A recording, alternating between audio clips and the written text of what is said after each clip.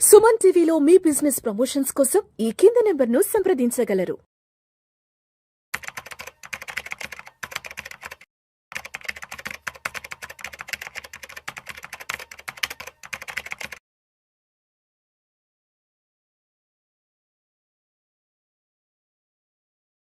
Welcome to Vishnu talks. నేను మీ విష్ణు. ప్రస్తుతం నాతో పాటు సీనియర్ ఫినాన్స్ ప్రొఫెషనల్ గిరిబాబు గారు ఉన్నారు. వారితో మాట్లాడదాం. సార్ గిరిబాబు గారు నమస్తే సార్. నమస్తే అండి. Welcome to Vishnu talks. Thank you అండి. రైట్. సో గిరిబాబు గారు నిన్న నా ఫినాన్షియల్ అడ్వైజర్, నా ఇన్వెస్ట్మెంట్ అడ్వైజర్ నాకు నేను కాల్ చేశారు. సో కాల్ చేసి, అంటే నేను ఆయన దగ్గర నా ఇన్వెస్ట్మెంట్స్ అంతా మ్యూచువల్ ఫండ్ ఇన్వెస్ట్మెంట్స్ ఇన్వెస్ట్ చేస్తున్నాను. సో నిన్న నా అడ్వైజర్ కాల్ చేశారు.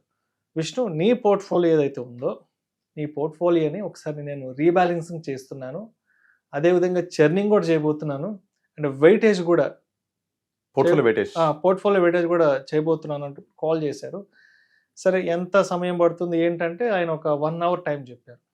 సో 1 hour టైం మొత్తం రివ్యూ చేస్తాను. సో పోర్ట్ఫోలియో రీబ్యాలెన్సింగ్, చర్నింగ్ మొత్తం చేస్తాము. 1 hour టైం పడుతుంది. 1 hour ఫ్రీగా ఉన్నామన్నారు. ఎస్, నేను ఫ్రీగానే ఉన్నాను.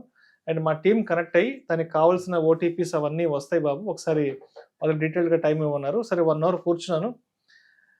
నా ఫండ్స్కి సంబంధించిన churning, portfolio rebalancing, portfolio weightage ఇదంతా కూడా ఒక 1 hour టైం తీసుకొని మొత్తం చేశారు. అయిపోయిన తర్వాత నాకు అనిపించింది, అరే ఒకవేళ నేను గనక నా ఇండివిజువల్గా నేను గనక డైరెక్ట్ ఇన్వెస్ట్మెంట్ కనుక చేసి ఉంటే ఈ పోర్ట్ఫోలియో రీబ్యాలెన్సే కానీ, పోర్ట్ఫోలియో చర్నింగ్ కానీ, లేదంటే పోర్ట్ఫోలియో వెయిటేజ్, ఇవన్నీ నేను ఇండివిజువల్గా చేసుకోగలనా? అంటే నేను డైరెక్ట్గా ఇన్వెస్ట్ చేసుకోవాలి వితౌట్ ఎన్ అడ్వైజర్ కాకుండా ఉంటే, అంటే ఏ గూగుల్లోనూ చూసి, ఏ యూట్యూబ్లోనూ చూసి లాస్ట్ 3-4 years బెస్ట్ ఫండ్స్ ఏమున్నాయో అవి సెలెక్ట్ చేసుకొని నాకు నేనుగా డైరెక్ట్గా ఇన్వెస్ట్ చేసుకోండి ఉంటే, ఇప్పుడున్న మార్కెట్ సిచ్యువేషన్ని హ్యాండిల్ చేస్తూ ఇవన్నీ నేను చేసుకోగలను అంటూ కూడా నాకు నిన్న ఆలోచన వచ్చింది. 10 నిమిషాలు. ఓ మై గాడ్, అడ్వైజర్ ద్వారా వెళ్ళాం కాబట్టి ఆయన నాకు ఇవన్నీ చేసి పెట్టగలిగాడు. 1 గంట, గంటన్నర సమయం వాళ్ళ టీం నా కోసంగా కేటాయించుకుని నాతో ఫోన్ మాట్లాడుతూ, దానికి సంబంధించిన ఆ మెయిల్స్ చెక్ చేసుకుంటూ, దానికి సంబంధించిన ఓటీపీలు చెప్పుకుంటూ గంటన్నర సమయం పట్టింది ఇదంతా.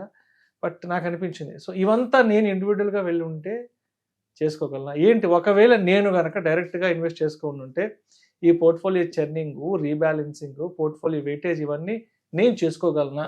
సో ఏంటి అసలు సిచ్యువేషన్ ఒకవేళ నేను వెళ్ళగలిగితే? రియల్లీ రైట్ టైంలో రైట్ టాపిక్ తీసుకొచ్చారండి. Really appreciate you. అండ్ అన్నిటికీ ఇంపార్టెంట్ థింగ్ ఏంటంటే, నార్మల్గా మీరు ఎంతమంది ఫైనాన్షియల్ అడ్వైజర్స్తో మాట్లాడుతూ నాకే ఇంత నాలెడ్జ్ వచ్చింది కదా, నేనే సొంతగా ఎందుకు చేసుకోకూడదనే ఆలోచన రాకుండా మీరు ఇలా ఒక అడ్వైజర్ వెళ్ళారే, that I can appreciate you. ఎందుకంటే ఎప్పుడు కూడా డాక్టర్ నీడ్స్ ఎ డాక్టర్ కదా. ఒక డాక్టర్ ఎంబీబీఎస్ తర్వాత తన ఏదో స్పెషలైజేషన్ ఉంటుంది. అలా అయిపోయిన తర్వాత నేను డాక్టర్ని కదా, నేను అన్ని చదివే వచ్చాను కదా, నాకు అన్ని తెలిసిన వైద్యం తను చేసుకోగలరా? Definitely not. A doctor needs a doctor. So ఇప్పుడు మీరు కూడా నేను ఎంతమందితో మాట్లాడుతున్నాను, నాకు మొత్తం తెలిసిపోయింది అనుకుంటే అంతమించిన నెగిటివ్ థింగ్ ఇంకోటి ఉండదు. సో మీరు ఇంత ఉన్నా కూడా మీరు ఫస్ట్ ఆఫ్ ఆల్ ఒక అడ్వైస్ ద్వారా వెళ్ళడం వల్ల వచ్చే లాభం గురించి చెప్పారే, ఇట్స్ అ ఫెంటాస్టిక్. రైట్ టైంలో మన ఆడియన్స్కి మనం ఒక ఇన్పుట్ ఇవ్వడానికి ఒక మంచి టాపిక్ తీసుకొచ్చారు. First of all I would like to appreciate you. ఎందుకు అంటే మీరు ఈ పోర్ట్ఫోలియో రీబ్యాలెన్సింగ్, పోర్ట్ఫోలియో చర్నింగ్, తర్వాత వెయిటేజ్ మార్చి ఇవన్నీ కూడా చేయాలి అంటే మీకు ఫస్ట్ ఆఫ్ ఆల్ టైం ఉండాలి, నాలెడ్జ్ ఉండాలి, టైం ఉండాలి, రెండు. ఇప్పుడు మీరు యాక్చువల్గా బిజీ ప్రొఫెషనల్ యాంకర్, మీరు మీ యాంకర్స్ని ఎట్లా క్వశ్చన్స్ చేయాలి, ఎవరెవరు తీసుకురావాలి ఏంటి, బిజీలో ఉంటారు. దీన్ని మీరు కాన్సన్ట్రేట్ చేస్తే మీ కెరియర్ ఫ్లరిష్ అవుతుంది కదా. అక్కడ మీ కెరియర్లో సంపాదించిన డబ్బులు యాజ్ ఎ శాలరీ అవ్వచ్చు, ఇంకోటి అవ్వచ్చు, దాన్ని ప్రాపర్గా ఇన్వెస్ట్ చేయండి. ఆటోమేటిక్గా మీ వెల్త్ క్రియేట్ అవుతుంది. కానీ ప్రొఫెషనల్గా నేనే చేసుకుంటాను, ఇది నేనే చేసుకుంటాను అంటే రెండు అవుతాయా? నాకు అనిపించింది, అమ్మా అసలు ఏ మాత్రం ఒక్క నిమిషం కూడా ఇవన్నీ మనం చేయలేము. నేను చూస్తాను మీరు ఎంత బిజీ ఉంటారు, మీరు ఎంత బిజీ ఉంటారు, ఎంత స్కెడ్యూల్స్ ఎలా ఉంటాయి మీవి, అవన్నీ పక్కన పెట్టి మార్కెట్ని ఫాలో అవుతూ తప్ప చేయలేము కదా. సో మీరు ఒక అడ్వైజ్ ద్వారా వెళ్ళడం అనేది చాలా మంచి పని చేశారు మీరు. ఇలా వెళ్ళినప్పుడు మీ పోర్ట్ఫోలియోని ఎప్పటికప్పుడు రీబ్యాలెన్స్ చేయాలి. ఇక్కడ రీబ్యాలెన్సింగ్ అంటే ఏంటి? ఇప్పుడు right now stock market is a cyclical. ఎప్పుడు కూడా ప్రతి 3-4 yearsకి మార్కెట్ సైకిల్స్ మారిపోతూ ఉంటాయి.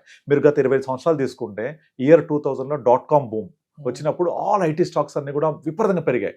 ఎంత విపరీతంగా పెరిగాయంటే పడ్డాయి. మళ్ళీ పడ్డ తర్వాత ఆ ప్రైస్ రావడానికి 10 సంవత్సరాలు పట్టింది. దాని తర్వాత 2006-7-8లో విపరీతంగా ఇన్ఫ్రా రియల్ ఎస్టేట్ ఉంది అంటే చాలు పెరిగిపోయాయి స్టాక్స్, ఇన్ఫ్రా పెరిగిపోయాయి. డిఎల్ఎఫ్ ఫర్ ఎగ్జాంపుల్ 1300-1100 ఉండే ఎప్పుడు 2008లో, ఈ రోజుకి ఆ ప్రైస్ రాలేదు. అలాగే చాలా stocks Anil Ambani group stocks అన్ని పోయాయి. దాని తర్వాత ఎఫ్ఎంసీజీ, తర్వాత ఫార్మా, తర్వాత 2015-19 బ్యాంకింగ్ బాగా పెరిగింది. కానీ మీరు గమనించండి last 4 years banking, private banking participate చేయలేదు, ఫైనాన్షియల్ సర్వీసెస్ పార్టిసిపేట్ చేయలేదు. But that's the highest weightage in the market. So ఇప్పుడు మీరు అన్నట్టుగా ఇక్కడ నుంచి నెక్స్ట్ 4 years ఏం పెరగబోతున్నాయి, వెయిటేజ్ ఏం మార్చాలి. ఇప్పుడు కన్సంప్షన్కి చాలా స్కోప్ ఉంది పెరగడానికి, ప్రైవేట్ బ్యాంకింగ్ చాలా స్కోప్ ఉంది. And already past performance defence పిఎస్సిలో మన వెయిటేజ్ ఎంత ఉంది, దాన్ని తగ్గించాలి. ఇవన్నీ ఎవరు చేయాలి మీకు? ఇప్పుడు మార్కెట్ ఎంత పెరిగింది, ఎందుకు పెరిగింది, రీజన్స్ ఏంటి, ఎలా పెరిగింది, ఇప్పుడు నెక్స్ట్ ఎలా వెళ్ళబోతుంది, ఇలా మీరు పోర్ట్ఫోలియో రీబ్యాలెన్సింగ్ చేసుకుంటూ తర్వాత కొన్ని ఫండ్స్ ఉంటాయి అవి ఇక పెరిగిపోయి అక్కడ మూవ్ అవ్వట్లేదు ఇక, ఎందుకంటే వాటిలో ఉన్న ఆల్ఫా జనరేట్ అయిపోయింది, స్టాక్స్ బట్టే కదా ఫండ్ మూవ్ అయ్యేది. అవి ఇవ్వాల్సిన మొత్తం ఇచ్చేసినప్పుడు దాన్ని ఎలా మార్చాలి, నెక్స్ట్ స్కోప్ ఎక్కడ ఉంది, ఇది కూడా పద్దాక చేయొద్దు. ఒక 3 years ఒకసారి 4 years ఒకసారి మీ portfolio rebalancing, not for the purpose of churning కోసం చర్న్ చేయొద్దు. ఇప్పుడు మేము కూడా మా క్లయింట్స్ అందరికీ 2021 నుంచి 2024 దాకా కంటిన్యూలో ఏం ముట్టుకోలేదు, పార్టిసిపేట్ చేస్తూ వచ్చాము.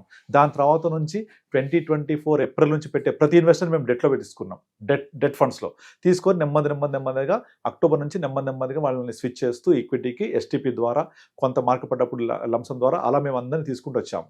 ఇప్పుడు వచ్చే కొత్త ఇన్వెస్టర్స్కి డైరెక్ట్ ఈక్విటీ చేస్తున్నాం. అట్లా ఏ కేటగిరీ ఏ టైంలో మనం వెయిటేజ్ తీసుకోవాలి, ఎప్పుడెప్పుడు మనం పోర్ట్ఫోలియోని చర్న్ చేయాలి. ఆ చర్నింగ్ అంటే మీరు ఏ వెయిటేజ్ మార్చడం, రీబ్యాలెన్సింగ్ చేయడం. ఈ రీబ్యాలెన్స్ చేయాలి. ఇప్పుడు ప్రజెంట్ మనం ఆల్రెడీ గోల్డ్ చాలా హై పెరిగిపోయింది కనుక అది చూసి ఇప్పుడు రావద్దు గోల్డ్లోకి. గోల్డ్లో రావాలి అంటే ఒక డైరెక్ట్ గోల్డ్ ఫండ్స్ కాకుండా మల్టీ అసెట్ ఫండ్స్ ఉంటాయి, అందులో కొంచెం వెయిటేజ్ తీసుకోవచ్చు, గోల్డ్ వెయిటేజ్. ఇట్లా మనకి ఏం కావాలి, మన రిక్వైర్మెంట్ ఏంటి, మన వెయిటేజ్ ఏంటి, మనం ఏ కేటగిరీలో ఉన్నామో, మనం ఎలా పోర్ట్ఫోలియోని మనము మేనేజ్ చేసుకోవాలి అనేది ఒక అడ్వైజర్ ద్వారా వెళ్తే, ఈ అడ్వైజర్స్ టైమ్లీ చేయడం వల్ల మీ portfolio definitely 3 to 4% extra alpha generate చేస్తుంది. మీరు సొంతం చేశారనుకోండి, మీరు ఒక ఫండ్స్ తీసుకుంటారు, ఏం చేస్తారు, మీరు పాస్ట్ పర్ఫార్మెన్స్ ఏమున్నాయి, ఏమేమి పెరిగాయి చూసి తీసేసుకుంటారు. కానీ ఇక్కడ నా గోల్ ఏంటి, నీడ్ ఏంటి, రిక్వైర్మెంట్ ఏంటి, ఇప్పుడు మార్కెట్ ఎలా ఉంది, ఈ మార్కెట్లో ఏవి హై వెయిటేజ్లో ఉన్నాయి, లో వెయిటేజ్లో ఏమున్నాయి, ఏది పెరగబోతున్నాయి తెలుసా? ఓన్లీ పాస్ట్ పర్ఫార్మెన్స్ కొడితే వస్తాయి తప్ప. సో దాంట్లో ఏం కావాలని ఎలా తెలుస్తుంది మీకు? సరే చేశారు అనుకుందాం, పాస్ట్ పర్ఫార్మెన్స్ చూసేసి, తర్వాత మళ్ళీ ఇవాళ పరిస్థితి బట్టి మార్కెట్ ఎలా వెళ్తుంది, నేనేం చేయాలి. అండ్ మీరు లాస్ట్ 4 years చూసిన బుల్ మార్కెట్ మళ్ళీ వస్తుందా? ఈ మధ్య కాలంలో మళ్ళీ రాదు. అలాంటి బుల్ మార్కెట్ మనము ఎప్పుడో ఒకసారి కానీ చూడలేము, ఒక డికేడ్లో ఒకసారి లేదా 15 years ఒకసారి వస్తుంది అది. అలాంటి బుల్ మార్కెట్ 2020 నుంచి 2024కి వచ్చింది. ఇక్కడ నుంచి మళ్ళీ మార్కెట్ తన న్యాచురల్ బిహేవియర్ ఉంటుంది, అంటే పడుతూ లేస్తూ సంవత్సరానికి 10-12% ఇస్తుంది. అప్పుడు మ్యూచువల్ ఫండ్స్ ఏం చేయాలి, 15% ఎక్స్ట్రా ఆల్ఫా జనరేట్ చేయాలి, అంటే 15% రిటర్న్ రావాలి అంటే మనం ఇలా పోర్ట్ఫోలియో వెయిటేజ్ని మార్చుకుంటూ ఎప్పటికప్పుడు ఏది పెరగబోతున్నవి, ఏ కేటగిరీ వైజ్, అంటే ఎవరు దేవుళ్ళు కాదు ఇక్కడ, ఇది గ్యారంటీ పెడితే పెరుగుద్ది అని చెప్పడానికి. మన పోర్ట్ఫోలియో బ్యాలెన్సింగ్ చేసుకుంటే డైరెక్ట్గా మీరు చేసేదానికంటే ఇలా అడ్వైస్ ద్వారా వెళ్ళినప్పుడు వచ్చే ఆల్ఫా చాలా ఎక్కువ జనరేట్ అవుతుంది, మోర్ దెన్ 2-3%. మీ ఇన్వెస్ట్మెంట్ ఎగ్జాంపుల్, ఒకవేళ మీ అడ్వైజర్ కనుక ఈ పని చేయకపోతే, ఇప్పుడు మార్కెట్ పడుతున్నప్పుడు అంటే ఆల్మోస్ట్ పడి చాలా వరకు వచ్చేసింది, ఇక్కడ నుంచి ఎంత పడుద్ది అంటే మేబీ 5-10% పడవచ్చు. రైట్ టైంలో చేస్తున్నాడు తను, రైట్ టైంలో రైట్ అలొకేషన్, రైట్ కేటగిరీస్ చేయడం వల్ల ఇక్కడ నుంచి నెక్స్ట్ జర్నీలో ఏమేమి పెరగడానికి స్కోప్ ఉంది, ఆ విధంగా మీ పోర్ట్ఫోలియో మళ్ళీ పార్టిసిపేట్ చేస్తుంది. So again you will make the good money when compare to other investors. అప్పుడు మీకు ఒక 2-3% ఎక్స్ట్రా ఆల్ఫా జనరేట్ అయిందా? మరి ఆల్ఫా జనరేట్ అయినప్పుడు ఆటోమేటిక్గా మీరు డైరెక్ట్లో చేసుకుంటే మీకు వచ్చే డిఫరెన్స్ ఎంత, హార్డ్లీ 0.5%, 0.6%. ఇప్పుడు ఇలా చేయడం వల్ల మీకు more than 3%, more than 4% generate అయినట్టుగా రిటర్న్. మీరు దానికి ఎగ్జాంపుల్ చెప్పాలంటే ఒక flexi Capo, mid Capo, small ఏదో ఒక కేటగిరీ తీసుకుంటే అందులో ఒక టాప్ 5 ఫండ్స్కి బాటమ్ 5 ఫండ్స్కి మధ్య డిఫరెన్స్ చూస్తే మోర్ దెన్ 10% ఉంటుంది. టాప్ 5 ఫండ్స్ ఒక్కొక్కటి 20, 22, 23 ఇస్తే బాటమ్ 5 ఫండ్స్ 5%, 6% కూడా ఇవ్వదు. డిఫరెన్స్ ఎంత ఉంది? More than 10%. అంటే మీరు కనుక పాస్ట్లో పెరిగిన టైప్ చూసి పైన పెడితే మళ్ళీ కిందికి వెళ్తే మోర్ దెన్ 10% డిఫరెన్స్ రావచ్చు. అంటే అక్కడ మీకు డైరెక్ట్ ద్వారా వెళ్తే డిఫరెన్స్ వచ్చేది ఎంత, హార్డ్లీ లెస్ దెన్ 1%. బట్ ఇక్కడ ఫండ్ పర్ఫార్మెన్స్ వచ్చింది ఎంత డిఫరెన్స్, మోర్ దెన్ 4-5%. సరిపోలే? సో ఇప్పుడు మీకు ఒక అర్థమవుతుంది, మనం చాలాసార్లు చెప్పాం చాలా వీడియోస్లో కూడా, అందుకే చాలా మంచి టాపిక్ తెచ్చారని చెప్పాను. సో మీరు అందరికీ అర్థమవ్వాలి ఇదంతా అంటే ఇలాంటి టైమ్స్లో how you handle the client, that is very important. ఇప్పుడు మనము ఒక వీడియోలో చెప్పాము సిప్పులు క్యాన్సిల్ చేస్తున్నారు, అదే మీరు డైరెక్ట్ చేసుకుంటే అమ్మ మార్కెట్ పడిపోతుంది, ఏదో యుద్ధం వచ్చేస్తుంది, ఇంకోటి అవుతుంది, ట్రంప్ టారిఫ్స్ ఇంక్రీజ్ చేస్తున్నారు అంటే ఇక మళ్ళీ మంచి రోజులు రావా, మళ్ళీ ఇదంతా నెక్స్ట్ సైకిల్ రాదా, పెరగదా, ఇదంతా షార్ట్ టర్మ్ కన్సర్న్. ఇది అది అర్థం కావాలి కదా. But advisor will hand hold you. The role of advisor is to control your behaviour, not to control the market. అలా మీకు ఎలా వెళ్ళాలి, ఎలా చేయాలి, ఇప్పుడున్న మార్కెట్ ఏం చేయాలి, మీ పోర్ట్ఫోలియోని ఎలా చర్న్ చేయాలి, ఇక్కడ నుంచి నెక్స్ట్ 6 monthsలో మార్కెట్ ఎలా రీడ్ చేయాలి, ఆ ప్రకారం చేస్తూ ఉంటాడు. లేదా మీరు కనుక ఒక 6 monthsలో నాకు మనీ అవసరం ఉంది అంటే ఇమీడియట్గా దాన్ని వేరే ఫండ్స్ మూవ్ చేయడము. నేను చాలాసార్లు చెప్పాను, నేను ఒక ₹1 ఇన్వెస్ట్ చేస్తాను, నేను ఇన్వెస్ట్ చేస్తూ పోతా, ₹1 నేను తీసే టైంకి పడిపోతే ఎట్లా అని కదా. కరెక్ట్గా మన గోల్ కనుక ఒక 6 months 1 year ముందు ఉంది అంటే ముందే దాన్ని స్లోగా కన్జర్వేటివ్ హైబ్రిడ్ ఫండ్స్ మూవ్ చేసుకొని మనం అక్కడ నుంచి ఆ కన్జర్వేటివ్ హైబ్రిడ్ ఫండ్స్ నుంచి నెమ్మదిగా మన గోల్ రీచ్ అవ్వడానికి కావాల్సిన విధంగా ప్లాన్ చేసుకోవాలి. అంతేగాని నా గోల్ రేపు అవసరం ఉంది అంటే ఇవాళ విత్డ్రా చేయకూడదు. అప్పుడు విత్డ్రా చేయాలనుకున్నప్పుడు మార్కెట్ పడితే మనం అనుకున్నది రాకపోవచ్చు. కనుక గోల్కి రీచ్ అవుతున్నప్పుడు ఈ 10-15 సంవత్సరాల లాంగ్ జర్నీలో ఒక 1 year ముందే యాక్ట్ చేయడం మొదలు పెట్టాలి. That's what we do. ఒక 10 years తర్వాత ఇప్పుడు మొన్న చెప్పా కదా మీకు, ఒక క్లయింట్ ఆల్మోస్ట్ ఒక 1 crore పోర్ట్ఫోలియో అయింది. వాళ్ళిద్దరు పెళ్లి కూతురు, ఒక అమ్మాయి పెళ్ళిళ్ళు కూడా అందరి ముందు చెప్పాడనమాట, మా అమ్మాయి పెళ్లి ఈయనే చేశారు, ఈయన ద్వారా జరిగింది అని.